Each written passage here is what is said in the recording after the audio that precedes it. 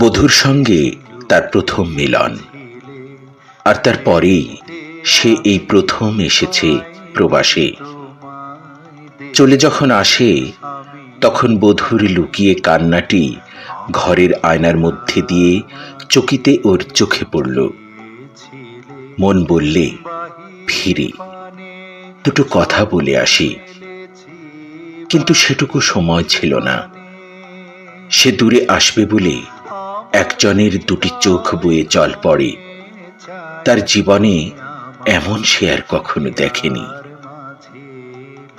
পথে চলবার সময় তার কাছে পড়ন্ত রোদ্দুরে এই পৃথিবী প্রেমের ব্যথায় ভরা হয়ে দেখা দিল।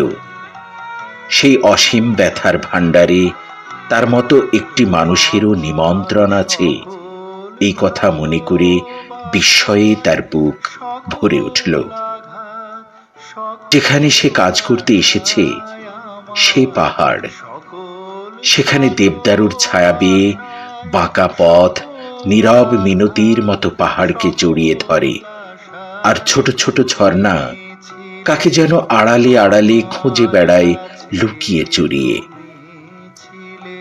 আয়নার মধ্যে যে ছবিটি দেখে এসেছিল, আজ প্রকৃতির মধ্যে প্রবাসী সেই ছবিরই আভাস দেখে, নববধূর গোপন ব্যাকুলতার ছবি। আজ দেশ থেকে তার স্ত্রীর প্রথম চিঠি এলো। লিখেছে, তুমি কবে ফিরে আসবে? এসো এসো, শীঘ্র এসো, তোমার দুটি পায়ে পড়ি।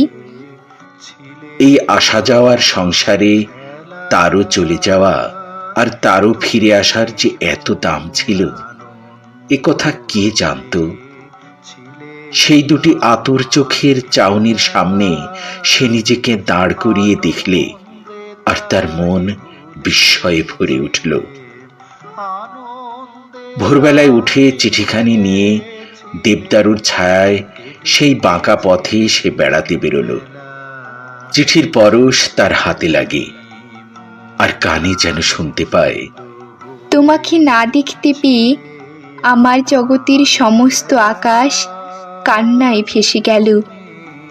মনে মনে ভাবতে লাগলো, এত কান্নার মূল্য কি আমার মধ্যে আছে? এমন সময় সূর্য উঠল পূর্ব দিকের নীল পাহাড়ের শিখরে। দেবদারুর শিশির ভেজা পাতার ঝালরের ভিতর দিয়ে আলো ঝিলমিল করে উঠল। হঠাৎ চারটি বিদেশিনী মেয়ে দুই কুকুর সঙ্গে নিয়ে রাস্তার বাঁকের মুখে তার সামনে এসে পড়ল। কি জানি কি ছিল তার মুখে, কিংবা তার সাজে, কিংবা তার চালচলনে। বড় মেয়ে দুটি কৌতুকে মুখ একটুখানি বাঁকিয়ে চলে গেল। ছোট মেয়ে দুটি হাসি চাপবার চেষ্টা করলে চাপতে পারলে না। দুজনে দুজনকে ঠেলাঠেলি করে খিলখিল করে হেসে ছুটে গেল। কঠিন কৌতুকের হাসিতে ঝর্ণাগুলিরও সুর ফিরে গেল। তারা হাততালি দিয়ে উঠল।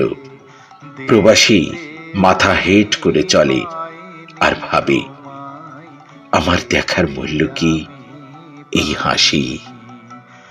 সেদিন রাস্তায় চলা তার আর হলো না। বাসায় ফিরে গেল। একলা ঘরে বসে চিঠিখানি খুলে পড়লে, তুমি কবে ফিরে আসবে? এসো এসো, শীঘ্র এসো, তোমার দুটি পায়ে পড়ি। দেখতে আমি পাইনি, আমার হিয়ার মাঝে লুকিয়েছিলে।